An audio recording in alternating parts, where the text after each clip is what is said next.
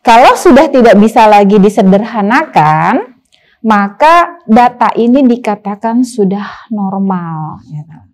Maka file ini sudah bisa dilakukan untuk perancangan next ke bahasa pemrograman berikutnya.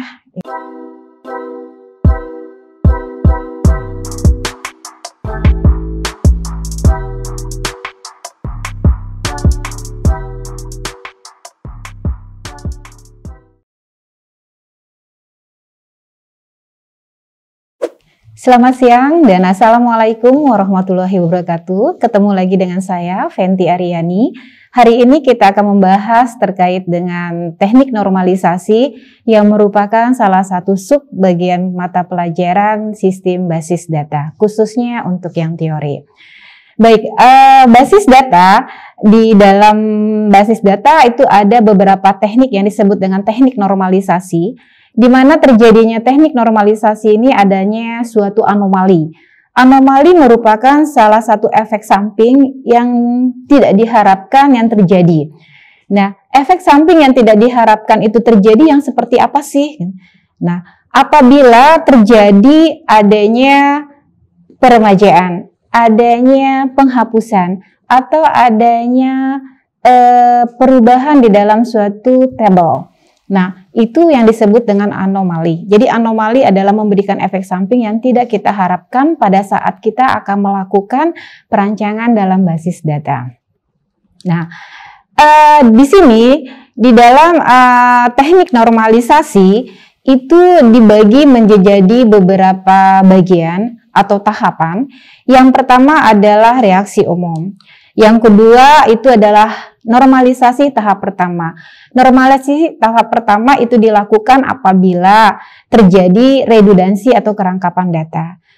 Pada saat teknik normalisasi tahap pertama dilakukan, ternyata masih mengalami terjadinya redundansi, maka akan dilakukan teknik normalisasi tahap kedua atau biasa disebut dengan 2NF. Nah, hal ini pun kembali lagi akan berlaku, akan berulang kembali apabila ternyata di dalam teknik normalisasi tahap kedua masih mengalami terjadi redundansi. Maka kita akan melakukan normalisasi tahap ketiga. Dan seterusnya, tetapi biasanya di dalam perancangan suatu basis data, normalisasi tahap ketiga biasa dikatakan itu sudah normal, seperti itu. Nah, sebagai contoh ya, di sini kita lihat ada soal bahwa di sini ada nomor, nama, keahlian, sama lamanya keahlian dari suatu soal. Kita akan melakukan perancangan di dalam suatu basis data itu seperti apa. Nah, hal yang pertama tadi kita lakukan adalah kita tuangkan ke dalam reaksi umum. Bentuk reaksi umum dari soal tersebut ini adalah seperti ini. Nah, ini adalah suatu kolom tabel di mana kita isinya itu kosong, datanya tidak ada. Kita buatkan tabel-tabel di mana tabel itu ada nomor, ada nama, ada keahlian, ada lama keahlian. Ya, ini tabel yang kosong. Jadi datanya akan kita isikan berdasarkan dari soal yang sebelumnya. Nah, ini kita tuangkan isi datanya. Nah, di sini akan muncul data-data yang kita tuangkan ke dalam bentuk reaksi umum dari soal yang pertama tadi. Nah, dari soal ini kita lihat ada beberapa data yang mengalami redundansi atau kerangkapan data. Nah, ini kita bisa lihat ya di nama. Nama di sini dia mengalami redundansi berkali-kali atas nama Devan, dan Devan gitu. Nah, ini harus kita sederhanakan. Nah, bagaimana cara kita mensederhanakannya? Nah, cara mensederhanakannya adalah seperti ini. Kita pisahkan ke dalam satu tabel tersendiri. Sehingga muncul dua tabel. Dari bentuk reaksi umum yang tadi akan muncul menjadi dua tabel. Ya, tabel pertama adalah tabel pegawai. Tabel yang kedua adalah bisa kita berikan tabel lama. Pemberian penamaan dalam satu entitas atau dalam satu tabel itu terserah ya. Yang penting isi nama tabel atau pemberian nama entitas itu harus sesuai dengan isi tabelnya. Seperti itu. Nah, di sini sudah kita lihat bahwa sudah terjadi pemecahan menjadi dua tabel. ya. Tabel pertama adalah tabel pegawai dan tabel kedua adalah tabel lama. Nah, ini disebut dengan teknik normalisasi pertama. Gitu. Nah, dari teknik normalisasi yang pertama ini kita lihat kira-kira di tabel mana lagi ya yang akan terjadi redundansi. Nah, kita lihat di tabel keahlian. Di situ di tabel keahlian itu ada beberapa nama keahlian yang sama. Ya. Nah, sehingga gimana caranya? Kita lakukan normalisasi tahap kedua karena di tabel kedua, di tabel lama itu mengalami redundansi. Sehingga ini harus kita pecahkan menjadi beberapa tabel lagi. Nah, sehingga muncul tabel ketiga. Nah, ya tabel ketiga yaitu tabel keahlian. Kenapa diberi keahlian? Karena di situ kita lihat ada keahlian yang dipilih. Ada Pascal, ada SO, seperti itu ya. Ada Linux. Nah, jadi tabel yang tadi kita pecahkan kembali sehingga muncul 3 tabel yang terjadi. Nah, 3 tabel inilah yang kita lihat kembali, kita lakukan kembali normalisasi ke berikutnya, yaitu normalisasi ke-3 apabila masih terjadi redundansi. Tapi kita lihat di dalam tabel tersebut atau di dalam normalisasi tahap kedua ini, adakah yang masih mengalami redundansi? Kita lihat satu-satu deh di tabel pegawai. Di situ sudah tidak ada mengalami redundansi kan? Terus kita lihat lagi nih di tabel keahlian. Apakah masih mengalami redundansi? Ada data yang rangkap? Tidak ada kan? Kita lihat lagi di tabel lama. Di tabel lama itu ada Bu, lama. Nah, lama keahlian. Tapi lama keahlian itu tidak bisa dipisahkan lagi. Kita sederhanakan tidak bisa. Karena apa?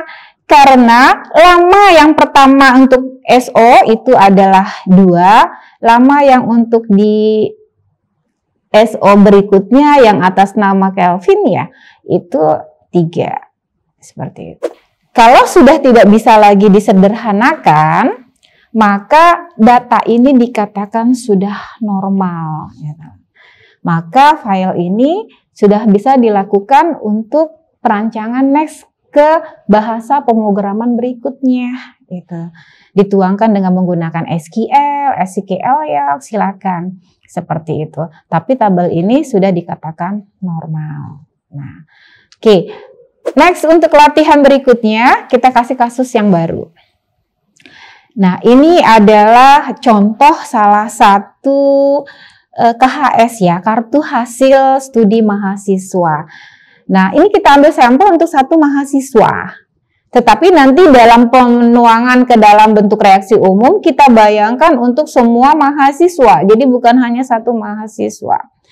Nah, jadi dari KHS tersebut kita tuangkan dulu nih. Pertama kali adalah kemana? Ke reaksi umum. Tadi udah dijelaskan harus dituangkan ke dalam reaksi umum. Berarti apa? Kita tuangkan dalam bentuk tabel-tabel. Berarti kolom-kolom ini, nah, entitas-entitasnya atau atribut-atributnya kita rubah, kita masukkan ke dalam suatu tabel. Sehingga bentuk tabelnya seperti ini. Data masih kosong, tidak ada. Nah, kan datanya akan kita masukkan ya. Yang kita masukkan datanya adalah seluruh mahasiswa itu yang ada di perguruan tinggi X misalkan seperti itu. Nah, sebagai sampel nih Ibu masukin datanya. Nah, dari reaksi umum ini sama seperti penjelasan yang sebelumnya tadi, kita lihat ada nggak yang mengalami redundansi atau datanya masih rangkap gitu. Ternyata banyak ya data yang rangkap di sini. Salah satunya adalah nama mahasiswa, NPM mahasiswa sama, jurusannya masih sama, kan? Ada tuh beberapa yang mengalami redundansi. Terus di mana lagi? Di mata kuliah.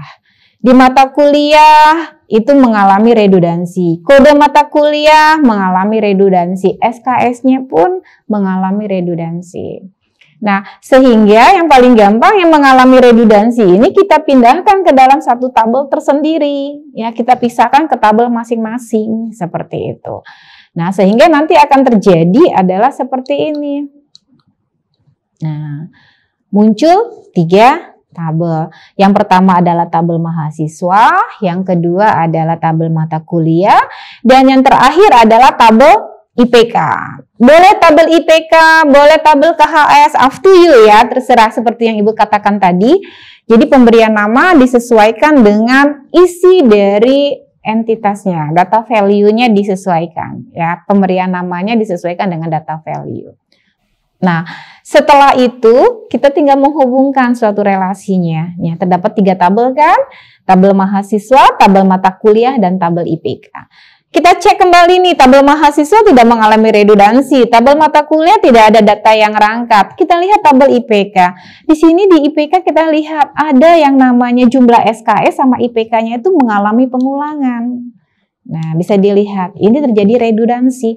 Sehingga apa? Harus kita pecahkan kembali, masuklah ke dalam normalisasi tahap kedua seperti itu. Sehingga munculnya tabel seperti ini. Nah, yang tadinya hanya beberapa tabel muncul menjadi 5 tabel ya. Nah, ini adalah teknik normalisasi. Baik, next ya, kita lihat di tabel ini. Setelah kita lihat di tabel IPK, masih ada mengalami redundansi nggak? Nah, coba dilihat. Kita lihat nih, ternyata di SKS ya, di SKS-nya ternyata mengalami redundan. Ada 10, 10, 10, 8, 8, ya kan? Ini redundan nih, datanya rangkap. Nah, kita lihat di sebelahnya. Itu ada apa? IPK. IPK juga mengikuti, redundan juga. Sehingga bagaimana? Ini harus kita pecah. Gitu. Karena dia terjadi kerangkapan data. Nah, itu. Sedangkan tabel mahasiswa dengan tabel mata kuliah itu tidak terjadi redundan. Kita lihat, tidak ada kan data yang rangkap? Kalau tidak ada yang rangkap, kita abaikan, kita sederhanakan kembali yang terjadi kerangkapan, yaitu di tabel IPK. Nah, maka kita akan melanjutkan ke tahapan yang kedua, yaitu normalisasi ketiga. Ini kita pecahkan, kita keluarkan dari tabel IPK, sehingga kita buatkan tabel sendiri mungkin, namanya kita kasih tabel IPK. Nah, muncul kan tabel IPK? Nah, seperti itu. Kita kumpulkan tabel IPK-nya tersendiri sehingga tabel IPK yang pertama atribut atau atributnya berkurang ya, dia akan keluar sehingga ada tabel sendiri namanya tabel IPK, dan yang satunya bisa kita kasih nama tabel KHS atau apa ya, terserah, disesuaikan dengan penamaannya. Nah, setelah kita lihat dari hasil reaksi umum tahap pertama tadi, kita lihat ternyata hasilnya seperti ini. Terdapat 3 tabel ya. Tabel mahasiswa, tabel nilai, dan tabel IPK. Nah, kita lihat tabel mahasiswa apakah masih mengalami redundansi atau datanya ada yang rangkap? Kayaknya tidak ada ya. Tabel mata kuliah, adakah yang rangkap? Tidak ada. Tabel IPK? Nah, kita lihat nih di tabel IPK. Ternyata di tabel IPK ini ada satu atribut yang namanya total SKS sama IPK. Total SKS-nya 10, 10, 10, 8, 8. IPK-nya 3,0, 3,0, 3,0. Terus 4,0, 4,0. Ini terjadi redundansi. Ya, data ini terjadi redundansi. Nah, berarti apa? Harus kita normalkan. Gitu. Cara normalinnya sama seperti tahapan sebelumnya. Nah, kita pecahkan ke dalam tabel tersendiri. Ya, kita keluarkan nih 2 atribut tersebut menjadi tabel tersendiri. Nah, sehingga hasilnya seperti ini. Ya. Nah, dari sini kita lihat kembali apakah masih mengalami redundan tabel yang kita pecah? Tidak ada. Ya. Di tabel nilai kita lihat, Bu, di tabel nilai masih mengalami redundansi. Oke, dia redundansi, tapi dia sifatnya adalah foreign key. Data yang ada di dalam tabel nilai itu sifatnya foreign. Foreign artinya adalah tamu. Kalau dia tamu berulang-ulang itu nggak ada masalah. Yang penting jangan primary key-nya. Primary key adalah kunci utamanya, seperti itu.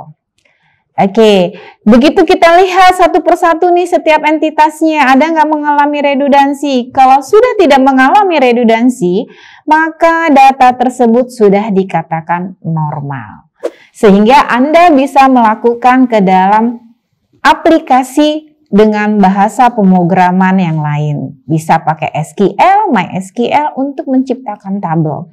Tetapi di mana tabel data-datanya adalah yang ada di slide ini, yang telah kita pecahkan menjadi beberapa entitas, sehingga data ini adalah sudah normal, seperti itu. Nah, oke. Ini adalah pelajaran kita terkait dengan teknik normalisasi. Next, untuk latihan, saya berikan ada beberapa contoh latihan. Lakukanlah hal yang sama seperti yang saya jelaskan sebelumnya. Di pertemuan berikut, kalau kita ada ketemu waktu, kita akan bahas kembali. Selamat mencoba dan semoga sukses buat kita semua. Amin. Saya akhiri pertemuan kita hari ini. Selamat sore dan assalamualaikum warahmatullahi wabarakatuh.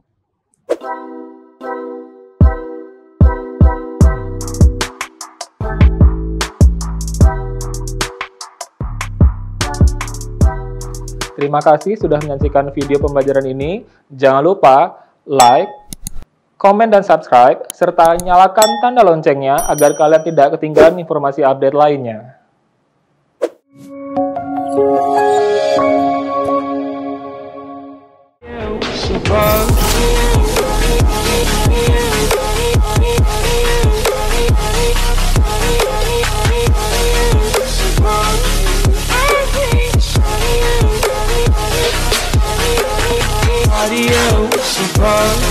I hate body.